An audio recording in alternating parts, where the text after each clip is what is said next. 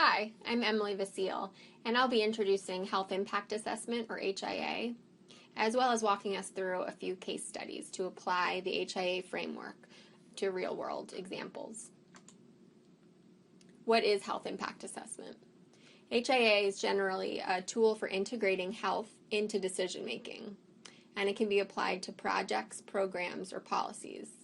They can take as little as a few weeks by doing a simple desk audit using data that's already available from public sources or data that you may already have access to, or they can take as much as a year or more if you're going to be conducting your own research or collecting your own data.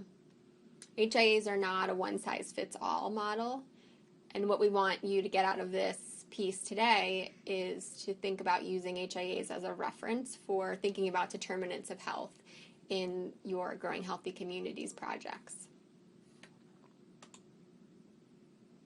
So thinking back to the pieces that Dr. Bias and Dr. Bildo introduced earlier, thinking about how might the proposed project plan or policy affect things like housing availability, air quality, social networks, nutrition, access to healthy food, access to parks and natural space, all the way down to water qualities and education. And how might these effects potentially lead to health outcomes? And are those health outcomes positive or negative, and to what extent? So HIAs allow us to take these effects into consideration in our work. So this next slide just generally introduces the HIA framework. So I'll walk us through each piece of the framework. The first step is a screening process. And this is just where you generally ask the question, is this HIA warranted? Will it add value and provide new and important information about a health issue? And is it feasible given the available resources that you have? And again, this goes back to thinking about doing that desk HIA, which can take place in just a few weeks using one person, all the way up to a more extensive health impact assessment. The second step is scoping. So in this stage, you create a specific objective or several of them for the HIA by addressing a particular question. What health effects should the HIA address? Who will be affected? What are the concerns of stakeholders? And this is where you might involve stakeholder engagement. So you might survey people or just talk to people casually to get a sense of what people's concerns are. The third phase is assessment, and this involves two steps. First, baseline data collection and a prediction of potential health effects given the decision in question. So conditions might include local economy, air quality, availability of parks and recreation facilities, or access to healthy food choices. And your methods for conducting this assessment might involve a literature review, qualitative or quantitative data collection. And that data, again, it could already exist, or it could be something that you collect yourself. Data collection should be impartial and transparent, should be done in a scientific way. So you should have a methodology behind the data that you collected. The fourth phase is recommendations. So once you collect all of this data, you know the pre and the post, you make recommendations. And they should provide practical, specific actions that can be taken in order to promote health and avoid, minimize, or mitigate adverse consequences. These recommendations will vary by audience, either reporting data collected or making more specific recommendations regarding actions. This goes back again to that stakeholder engagement piece. Varying audiences will want different types of recommendations, more specific or less potentially. Reporting is the fifth phase here. The HIA should be conducted to inform decision makers, local and state officials, county health department, city, or other nonprofit staff, but it could include others as well. So again, the way that you report and perhaps the number of times that you report and the different audiences will vary based on your specific objectives for your HIA and your stakeholders. The last piece, which is often the most difficult, is evaluation and monitoring. So this is after the HIA has been conducted going back to look at what has changed. So these things could include process or comparing the actions that were taken to those that were recommended in the HIA to see what recommendations were followed through. Could include the impact on decision making. So did this HIA influence decision making at a local or county level? And it could also include more long-term outcome data or assessing changes in the health of community members.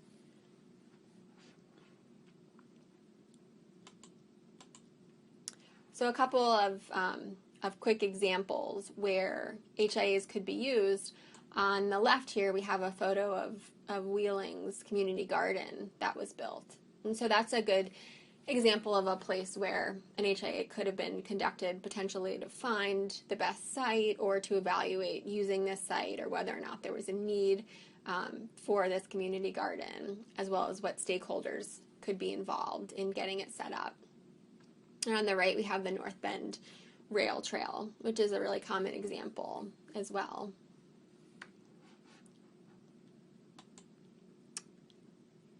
So we say that HIAs can be used for policies or programs, but we most often see them with specific projects. So I wanted to just pull out an example of one of the first HIAs in the U.S. that was conducted by the San Francisco Department of Public Health. It was on a living wage ordinance. So this proposal was to increase the minimum wage to $11 an hour.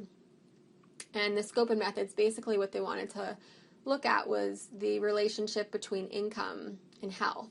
So these researchers created a model to predict improvements in health outcomes, mortality, preventable hospitalizations, ER visits, saying that, if we increase the minimum wage to $11, how would that influence these outcomes? And what they found was that the adoption of the increase estimated to result in a decrease in premature death by 5%. Again, you'd want to go back and look at their methodology to see how they came up with that number, but it's just an example of how HIA can be used on the proposal of a policy as well. So next, Jess Coffman from the Health Research Center is going to go through an infographic of the health impact assessment we conducted in Fairmont in the spring of 2014. So now I'll turn it over to Jess.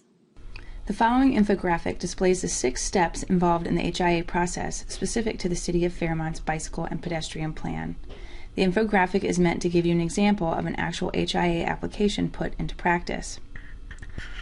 The first step is the screening phase. This is represented in the blue circle.